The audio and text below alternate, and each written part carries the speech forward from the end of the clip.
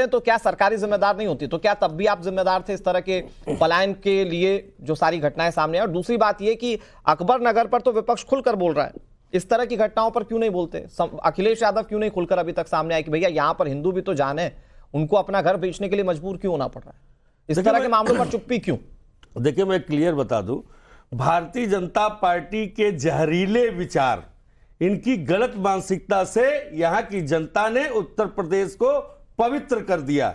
जिस तरीके से चित्रकूट, जिस तरीके से प्रयागराज, जिस तरीके से अयोध्या हम जीत करके आए हैं, भारतीय जनता पार्टी जिस तरीके का विध्वंसकारी, जिस तरीके का देश को तोड़ने का काम, जिस तरीके विनय जी, आपकी सीटें आने पर आपको बहुत बहुत बधाई। मैं आज मुद्दे की बात कर रहा हूं, बात है आज जयपुर की बात कर रहे हैं, इस पर चुप्पी क्यों? मैंने सीधा सवाल आपसे पूछा कि जयपुर वाले मामले पर अखिलेश यादव क्यों नहीं बोल? जयपुर में सरकार किसकी है? हाँ, ये ठीकरा क्यों किसी और के ऊपर फोड़ते हैं? क्या कर रही है वहां की सरकार?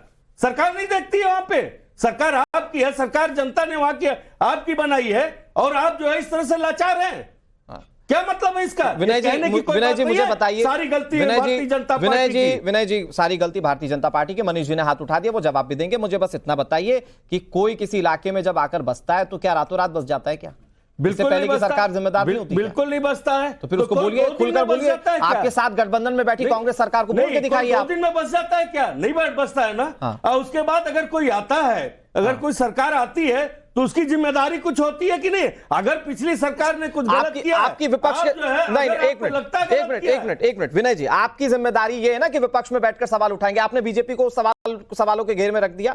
ठीक, मुझे यह बताइए कि जब अकबर नगर जैसी घटना पर तुष्टीकरण को खुलकर विपक्ष एंडोर्स करता है, वो कहता है कि देखिए साहब, यहां पर मुस्लिमों के घर तोड़े जा रहे हैं, तो इस तरह की घटना पर सामने आने के लिए क्यों पूछना पड़ता है? अभी तक ट्वीट क्यों नहीं सामने आया समाजवादी पार्टी का? हिंदुओं के पक्ष में बात क्यों नहीं की आप लोगों ने? मैं दो सेकंड आपका लूंगा।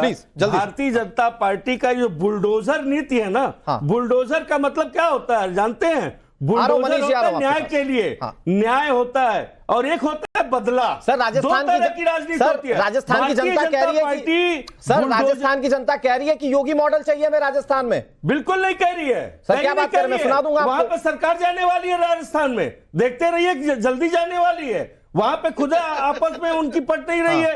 क्या वो सरकार चलाएंगे? वह लोग जनता के हितों की बात ही नहीं करते। केंद्र की सरकार गिरा दे रहे हैं, आप राजस्थान की पूर्ण बहुमत की सरकार गिरा दे रहे हैं। मनीष जी, जल्दी से जवाब दे दीजिए। सुन लीजिए, कहना चाहता था। ठीक है, जल्दी से मनीष जी 5 सेकंड ले रहे हैं, 5 सेकंड ले रहे हैं। विनय जी, पार्टी की मैं करतूत बता दूं। गोरखपुर जिला आप जानते होंगे, आप जो कह रहे हैं ना कि लोगों को बसाना चाहते हैं, गोरखपुर जिले में बांसगांव लोकसभा के अंदर कम से कम 513 एकड़ जमीन भारतीय जनता पार्टी ने ठीक है मनीष जी जवाब दे रहे हैं। ठीक है मनीष जी जवाब दे रहे हैं। ओके विनय जी, ठीक है विनय जी, मनीष जी जवाब दे रहे हैं। Manish ji, over to you.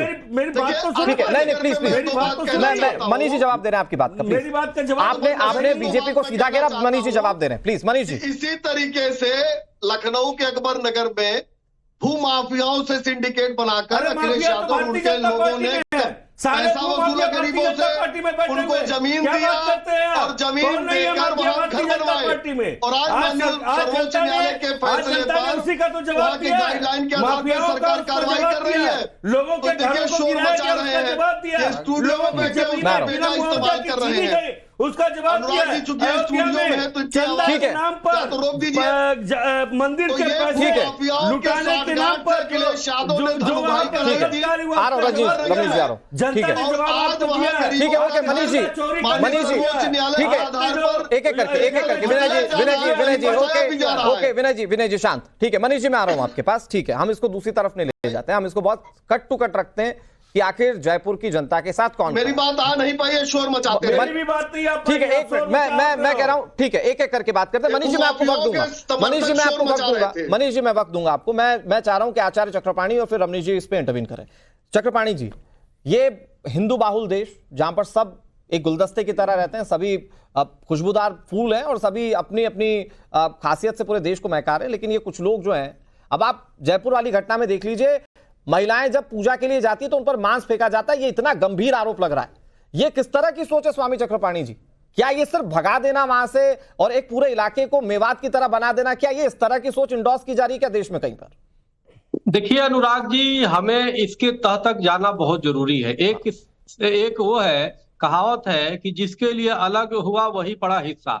Mohammad Ali Jinnah ने 14 अगस्त 1947 को जो देश के विभाजन करा के एक टुकड़ा मुस्लिम राष्ट्र पाकिस्तान लिया, वो इसी आधार पे लिया था। उसने कहा था कि न मेरा भेद, हमारा आ रहा हूं दानिश भाई, आ रहा हूं। भाषा अलग है, हिंदुओं से हमारे खान पान अलग है, हिंदुओं से हमारी पूजा पद्धति अलग है। इस आधार पे हम हिंदुओं के साथ नहीं रह सकते भाई, हमें अलग टुकड़ा चाहिए। और वो अलग देश का विभाजन 14 अगस्त 1947 को हो गया और मुस्लिम राष्ट्र पाकिस्तान हो गया।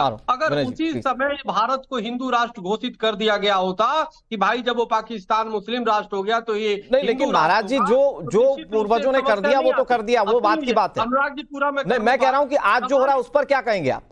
हाँ, वही मैं आ रहा हूँ। सवाल इस बात का, आप देखिए अनुराग जी, वही चीज इसमें छिपा हुआ है। अब देखिए क्या आ रहा है, जहां पे मुस्लिम कम होते हैं और हिंदू जो बहुसंख्यक होते हैं, वहां हर मुस्लिम भाई बहन सुरक्षित महसूस करते हैं और हमारे हिंदू भाई उन्हें पूरी तरह से सुरक्षा देते हैं। लेकिन वही जब उलट जहां पे हो जाता है, जहां पे संख्या मुस्लिमों का अधिक हो जाता है, हिंदू कम होते हैं, वहां हिंदुओं की बहु बेटियां सुरक्षित हो जाती है, वहां पे पूजा करना मुश्किल हो जाता है, वहां पे हिंदू जो धार्मिक पूजा करने जाते हैं उन पे मांस के टुकड़े फेंके जाते हैं, जो अभी जयपुर में आ रहा है। और ये पूरे देश में यही हालात है, देश का पूरे दुनिया में हम कहेंगे है कि जहां पे संख्या बढ़ रही है वो जिहादी मानसिकता कहीं ना कहीं काम कर रही है। सबसे बड़ी इसमें अनुराग जी ये बात है कि असदुद्दीन ओवैसी जैसे, चाहे उनके पार्टी हमारे दानिश कुरैशी जी बैठे हैं, ये लोग कभी भी उपद्रवियों को शांत नहीं करते बल्कि और हवा देने। नहीं, लेकिन इस चर्चा में दानिश भाई ने कहा कि कार्रवाई होनी चाहिए उनके खिलाफ, भले वो किसी भी धर्म के। करनी में इनके जमीन आसमान का फर्क होता है, वो बोलने का अलग, हाथी के दो दांत होते हैं ना, दिखाने का और खाने का। ठीक है, तो ये अलग अलग है। ठीक है महाराज जी, मैं फिर से आ रहा हूं आपके पास। रमनीश जी थोड़ा सा बस मुझे एक रिएक्शन ले लीजिए दानिश भाई से। दानिश भाई, तो मतलब मेवात वाली अगर सिचुएशंस को समझें, मेवात में आज की स्थिति ये कि वहां पर 50 गांव ऐसे जहां पर एक हिंदू नहीं रहता है। पूरे देश में 80% तकरीबन हिंदू है और उसमें मेवात के 50 गांव में एक हिंदू नहीं रहता है। इसकी वजह यह कि वहां पर लोग आरोप लगाते थे कि उनको रहने नहीं दिया गया, पलायन के लिए मजबूर किया गया। तो क्या इस तरह की थ्योरीज, इस तरह की जो सिंडिकेट्स हैं, दूसरे जगहों पर भी इंप्लीमेंट करने की कोशिश है क्या कि संख्या बल हमारा ज्यादा हो जाए तो हम परेशान इतना करें कि व्यक्ति छोड़कर चला जाए? देखिए, सबसे पहले तो मैं आपको एक बात कहूं कि देश का संविधान की सबसे पहली लाइन अगर बात की जाए देश के नागरिकों की सुरक्षा, देश के नागरिकों की अगर बात की जाए तो देश के तमाम नागरिकों की सुरक्षा करना सरकार का काम है, केंद्र सरकार हो चाहे राज्य सरकार हो। उसमें चाहे अगर किसी मुस्लिम को प्रताड़ित किया जा रहा है तब भी वो सरकार की जिम्मेदारी है, किसी हिंदू को प्रताड़ित किया जा रहा है तब भी सरकार की नहीं। लेकिन एक पर्टिकुलर धर्म अगर ज्यादा की संख्या में हो जाता है तो वहां से लोग पलायन के लिए क्यों मजबूर हो रहे हैं? भाई देश में आप देखिए ना कि हिंदू ज्यादा है, लेकिन वहां पर मुस्लिमों को पलायन के पोस्टर नहीं लगाने पड़ रहे हैं। यहां पर दूसरा धर्म ज्यादा हुआ तो यहां पोस्टर लगाने पड़ रहे हैं। मैं आपसे एक ही बात कहना चाहता हूं कि हमारे देश में सबसे बड़ी जो दुविधा, जो परेशानी है वो